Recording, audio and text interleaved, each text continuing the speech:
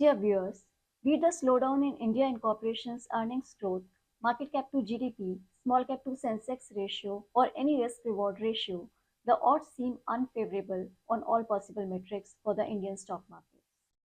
Not all is negative though. As I shared recently with my subscribers, as one digs deeper into the recent earnings trends, some interesting patterns emerge. Take a look. You see what's happening here? In the sectors such as agri and FMCG that cater to the masses, the operating profit growth has been the slowest. The business for AC makers and sellers and restaurant chains, on the other hand, is booming. The categories above 15% growth in the chart are indicative of the grim ground realities of the Indian economy. That is, the growing gap between the rich and the poor.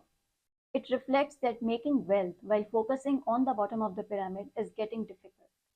No wonder then that the FMCG firms working in the affordable category are struggling with growth, and most of their launches in the recent times have been in the premium category. The higher you move on the premium ladder, the better your chances are of having a booming business. Alcohol, airlines, hospital business, electronic components, and hotels and resorts. The economy beating growth in these sectors suggests that the affluent class is leading the growth. There is a clear rise in the discretionary spend and a slowdown in the industries that are targeting the mass and the bottom of the pyramid section of the economy. So, what does this mean for investors? I've been writing about this for some time now. Premiumization is an ongoing trend. Rising share of SUVs, booming sales of iPhones, luxury real estate growth beating the affordable range, rising international travel, and so on. The theme is working whichever area you focus on. Here is an interesting observation for you. In FY24, Apple's revenue from India has crossed $8 billion, surpassing HUL's revenue. And the word luxury was mentioned 11 times in DLF's earnings con call.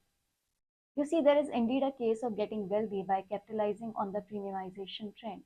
And in that case, here is a watch list that you can keep an eye on. The first in this list is Titan.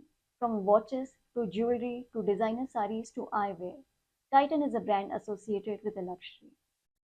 The second is Ethos, which is India's largest luxury and premium watch retail player.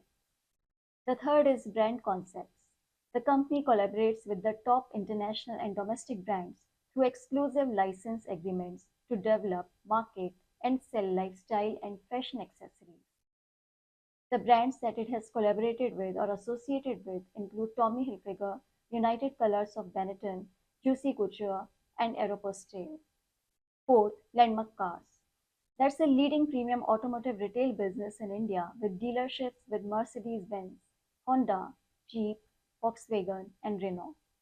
For many of these, it is the number one partner in India with the leading share in sales. The next on the list is Wonderla Holidays.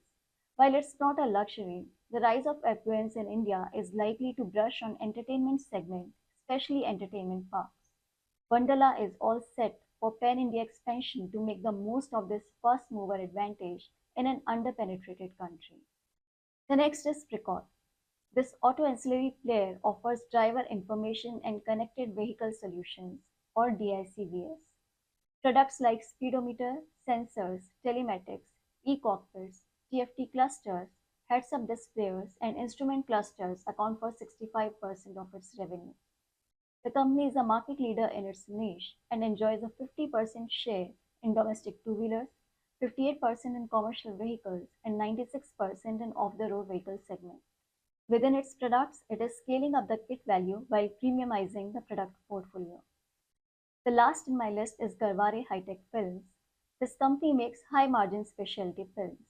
Its products in the consumer division include Sun Control Films, for which it is the only Indian manufacturer and the third largest brand in the US. Another product in this segment is paint protection films that cater to the auto industry along with the safety and security films. The value-added products in its portfolio have seen a rise. This is reflected in its margins as well, that have improved from 10% in FY18 to 20% in last 12 months. You can access the bigger list of luxury or premiumizing companies by clicking the link below the video. Now do note that no view on any of the stock is implied here through this video. The stock investment comes with associated risk, that one has to do due diligence on before taking the plunge. Nonetheless, I believe it's a good watch list to start with to ride the premiumization trend. Hope you found this information useful. Let me know in the comment section and through your likes. Thank you for watching. Goodbye.